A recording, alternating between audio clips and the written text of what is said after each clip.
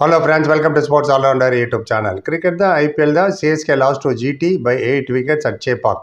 நம்ம பையன் சாய் சுதர்சன் 87 நஷ்டம்ல. எஸ் ஆனால் மேன் ஆஃப் த மேட்ச் ரபாடாக் தான். ஏன்னா 3 விக்கெட் ஒரு எடுத்தது. மேட்ச் ஃபஸ்ட் இன்னிங்ஸில் முடிஞ்சு, அதுக்காக தான் அர்த்தம். எனிவே கில்லு அழகாக ஒன்று சொன்னாருங்க.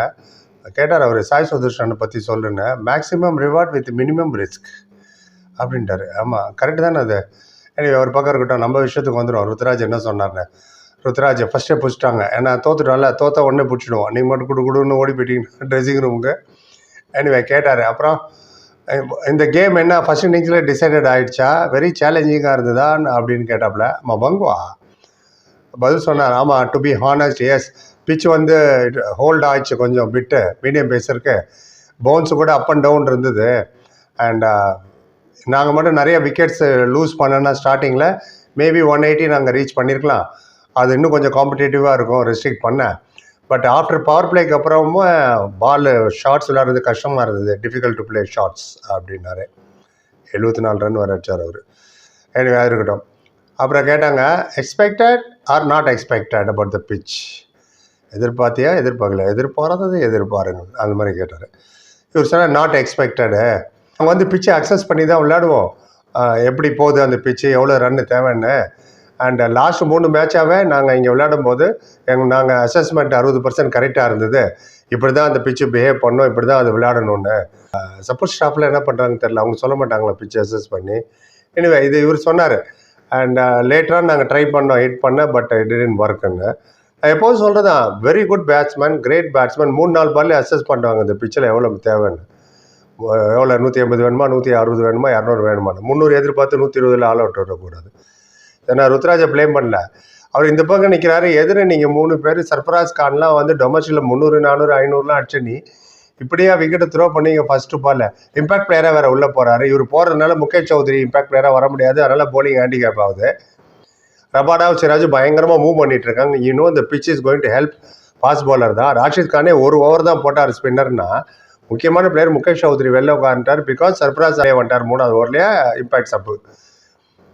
ஸோ அது ஒரு ஒன் ஆஃப் த காரணம். எனிவே அது ஒரு பக்கம் இருக்கட்டும். கேட்டார், லாஸ்ட் 2 மேட்சாக ரன் சேஸ் பயங்கரமாக ஆகிடுச்சு நேற்று. மொபாங்கா கேட்டார், நீ எப்படி அதை பேலன்ஸ் பண்ணுற? டெண்டன்சி என்ன, அட்டாக் பண்ணணும்னு நினைக்கிற பவுலர்ஸை, இல்லை ரிமைன் பாசிட்டிவாக இருப்பியா, அட்டாக் பண்ணுவியா, எப்படி இதை பேலன்ஸ் பண்ணுற, அது கொஞ்சம் சொல்லு அப்படின்னு கேட்டார். சொன்னார், ஃபஸ்ட்டு ஸ்ட்ராட்டஜிக் டைம் அவுட்டில் ஃப்ளெமிங் வந்தார். அவர் என்ன சொன்னார் எனக்கு தெரியல, இவரும் சொல்லலை. ஃபஸ்ட்டு டைம் அவுட்டில் ஃப்ளெமிங் வந்தார். நான் வந்து சொன்னேன், நான் அக்ரெசிவாக நான் விளையாடணும்.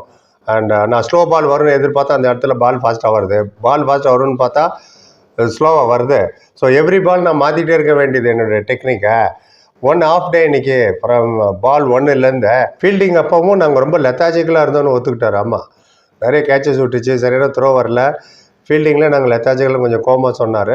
எனிவே இதெல்லாம் ஓரமாக வச்சுட்டு அடுத்த கேமை பார்க்கலாம் அப்படின்னாரு. அப்புறம் கேட்டாங்க, நார்மலி நீ ரொம்ப காம் அண்ட் கம்போஸ்டாக விளையாடுவ, ஆனால் இன்றைக்கி நான் பார்த்தேன் உன்னோட ரியாக்ஷனை, டக்குன்னு ஃப்ரஸ்ட்ரேட் ஆகிட்டேன்.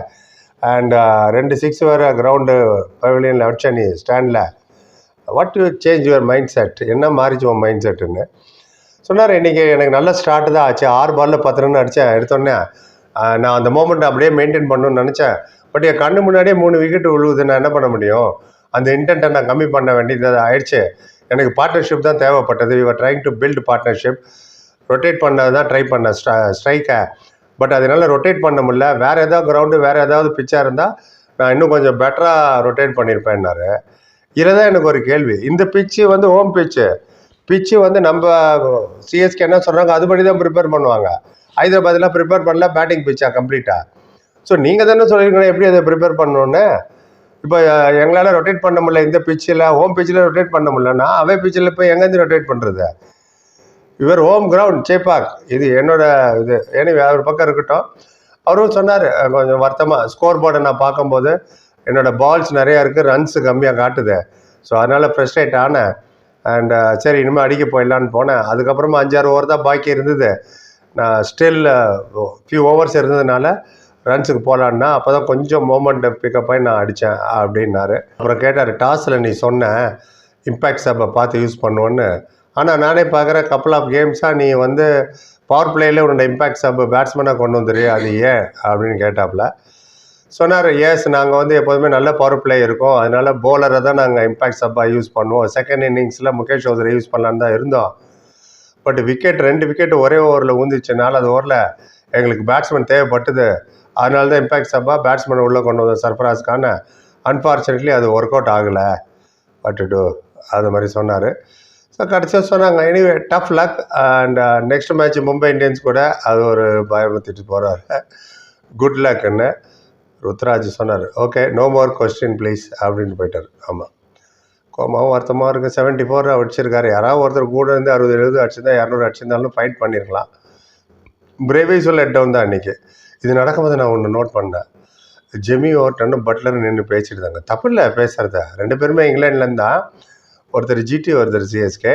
இன்னொன்று ஒர்க் எத்திக்குன்றதுக்கு ஒரு எக்ஸாம்பிள் சொல்கிறேன். சாய் சுதர்சன் மேட்ச் முடிஞ்சதுக்கப்புறமும் ப்ரைஸ் டிஸ்ட்ரிபியூஷன் நடந்துட்டு இருக்கு. மேத்யூ ஐடன்ட்டு கேட்டுட்டு இருக்காரு, எப்படி விளையாடணும், என்ன பண்ணணும், ஏது பண்ணணும், அவர் ஸ்டாண்ட்ஸ்லாங்கிற எப்படி போகணும். இதுதான் ஒரு கிரேட் பிளேயருக்கான அழகு. இன்னும் you're learning something, you're learning from a senior. அவர் அச்சீவ் பண்ணதான் ஐடன், அது எனக்கு ரொம்ப பிடிச்சிருந்தது. சாய் சுதர்சன் அவரை கேட்டுட்டு இருந்தார், அவரும் சொல்லிட்டு இருந்தார். அது ரொம்ப முக்கியம். எத்தனை மற்ற பிளேயர்லாம் எவ்வளோ பண்ணுறாங்கன்னு எனக்கு தெரியாது, இதுதான் நடந்தது. ரைட், அப்டேட் பண்ணிட்டு உங்கள் சொல்லுங்கள். புரிய பார்த்தா லைக் கமெண்ட் சேனல் சப்ஸ்கிரைப் சந்திக்கிறேன். Thank you so much.